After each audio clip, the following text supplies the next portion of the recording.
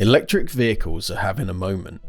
18 million sold in 2025, and the curve is going straight up. Gigafactories on every continent.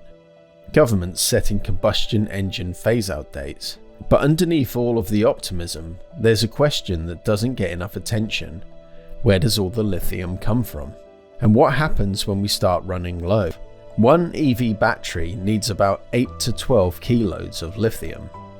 At current growth rates, demand quadruples by 2035. Opening a new lithium mine, 7 to 10 years from discovery to production. That mismatch is structural. And then there's the concentration problem.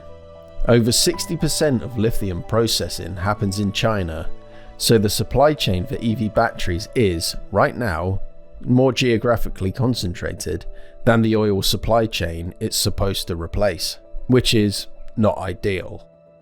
The most ready-to-go alternative is sodium ion.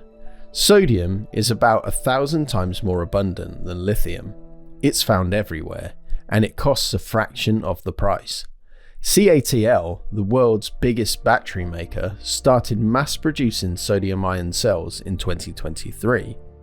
The energy density is about 70 to 80% of lithium-ion. Lower, but perfectly fine for city cars, electric scooters, and grid storage, where weight doesn't matter as much as cost. Sodium-ion won't power luxury SUVs across the continent. It doesn't need to. It needs to power everything else. And that's most of the market. Then there's solid state.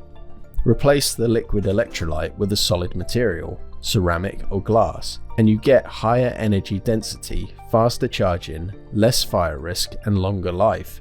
Toyota says commercial solid state by 2027. Samsung SDI and QuantumScape have demo cells. But the engineering problem is this. Solid electrolytes are brittle. They crack when the battery charges and discharges, because the electrodes expand and contract. Solving that in a lab is one thing. Solving it on a production line, making millions of cells, is another. It's coming, but it's not here yet. The third piece is recycling. An end-of-life battery still contains most of what it was made with. Cobalt, nickel, manganese, lithium, all recoverable at rates above 80%, and in some cases about 95%.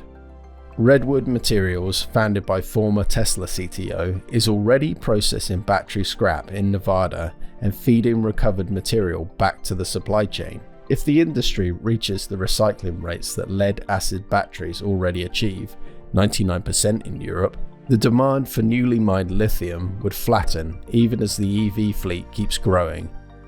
The circular economy isn't a buzzword here, it's the maths. The future of energy storage isn't one chemistry, it's several, each optimized for what it's best at.